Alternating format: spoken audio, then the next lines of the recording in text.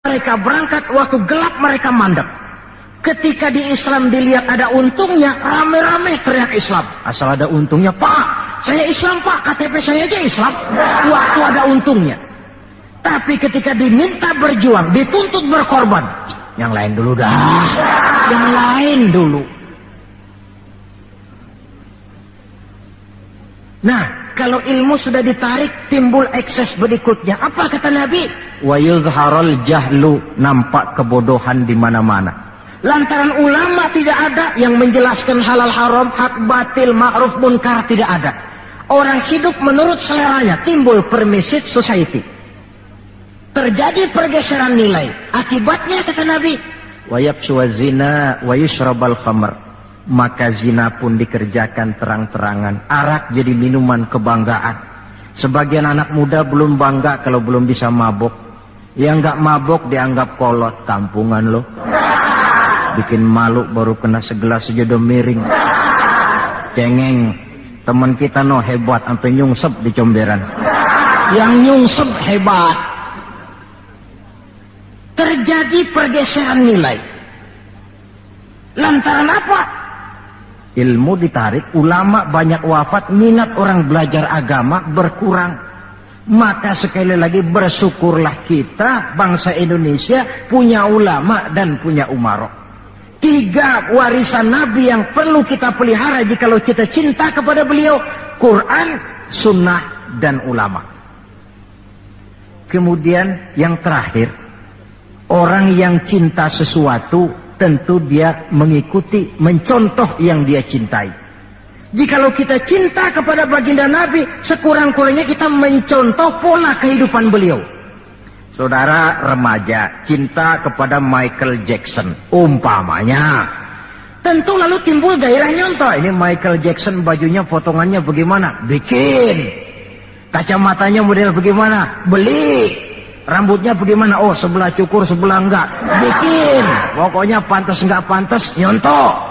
Orang yang cinta sesuatu, dia contoh yang dia cintai. Jikalau kita cinta kepada baginda Nabi, pola kehidupan beliau pun kita perlu mencontohnya. Apa yang terpenting dalam kehidupan ini untuk kita jadikan contoh? 2 hal saja. Pertama akhlak, dan yang kedua ibadah.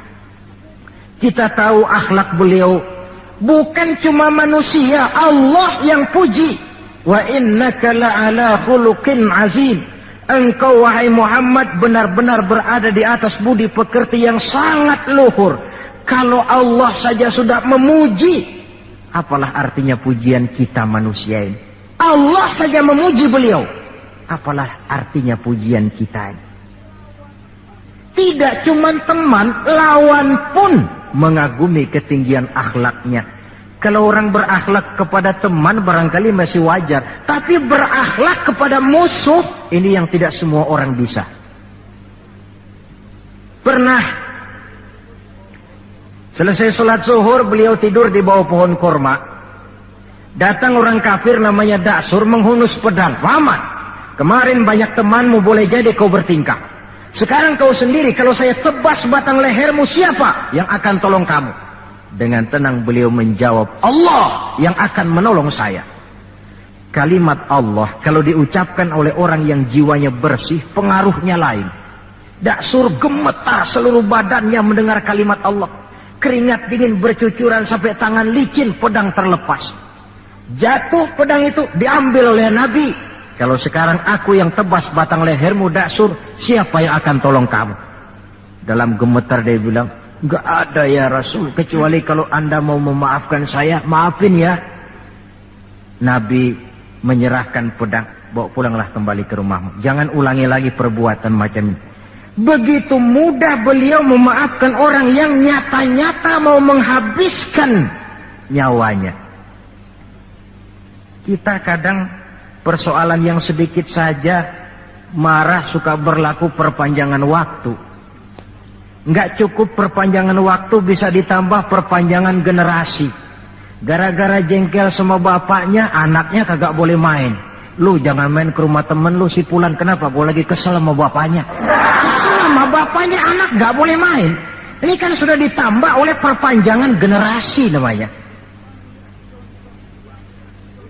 Banyak contoh yang diceritakan dalam sejarah mengenai ketinggian akhlak beliau, tidak cuma kepada teman tetapi kepada musuh-musuhnya sekalipun beliau mempunyai akhlak yang sangat luhur.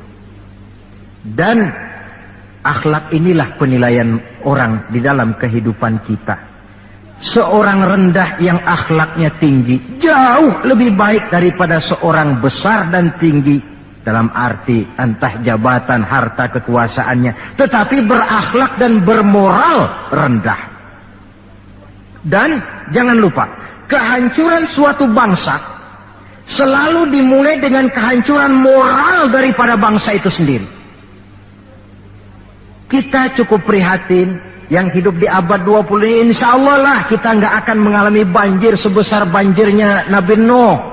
Tapi banjir abad ini polanya lain. Banjir maksiat dan munkarat, banjirnya peradaban dan kebudayaan yang menghancurkan moral anak-anak kita, banjirnya paham-paham yang menghancurkan, sekurang-kurangnya mendangkalkan kita punya akidah. Terhadap banjir-banjir semacam ini kita perlu punya kapal supaya selamat diri, selamat keluarga, selamat generasi yang akan datang dari segala macam banjir yang tidak kita inginkan. Nah, untuk mencontoh akhlak beliau inilah kita perlu membaca, mempelajari peri kehidupan beliau. Akhlaknya ketika menjadi pedagang, akhlaknya ketika memimpin tentara, akhlaknya dalam kehidupan di rumah tangga, akhlaknya kepada para sahabat, akhlaknya menghadapi musuh sekalipun. Bukankah sejarah juga yang menceritakan kepada kita, pada waktu dakwah ke Taif beliau bukan disambut malah disambit. Ketika itu turun malaikat Jibril, ya Muhammad, kalau kau mau orang yang melontari kau dengan batu hancur, sekarang ini juga aku timpa mereka dengan Jabal Uhud biar mampus semua.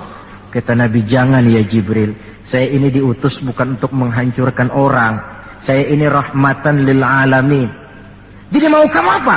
Saya cuma mau berdoa buat mereka, Allahumma hdi qaumi fa innahum la ya'lamun. Ya Allah, berikan hidayah, petunjuk kepada kaumku yang tadi melontari aku dengan batu lantaran mereka tidak tahu. Karena tidak tahu maka mereka lontari aku dengan batu. Andai mereka tahu, itu tidak akan mereka lakukan. Sudahlah dilontari batu, yang melontari batu malah didoakan dan doanya pun bagus. Akhlak di dalam kehidupan. Hal kedua yang mau kita contoh adalah ibadah. Hadirin, kalau ada satu-satunya manusia yang sudah mendapat jaminan ampun dari segala dosa, itu cuma baginda Nabi orangnya. Liyaghfira lakallahu ma taqaddama min dzambika wa ma ta'akhkhar. Ya Muhammad, dosamu yang dulu, yang sekarang, yang akan datang, jikalau memang ada, semuanya sudah dijamin ampun oleh Allah. Tapi makin diampuni, makin banyak ibadahnya. Lantaran sandaran vertikalnya benar, beliau dekat dengan Allah. Lantaran Allah dekat, pertolongan selalu datang. Bukankah manusia cuma pandai berusaha dan berusaha, namun kepastian sepenuhnya di tangan Allah. Kesanalah kita perlu berhubungan secara baik supaya maksud dan tujuan kita terlaksana. Nah, ibu-ibu dan bapak-bapak, maafkan saya agaknya cuma sekedar inilah yang dapat saya sampaikan pada pertemuan kali ini. Mudah-mudahan cinta kita kepada baginda Rasul bisa kita wujudkan dengan pertama, banyak membaca sholawat kepada beliau.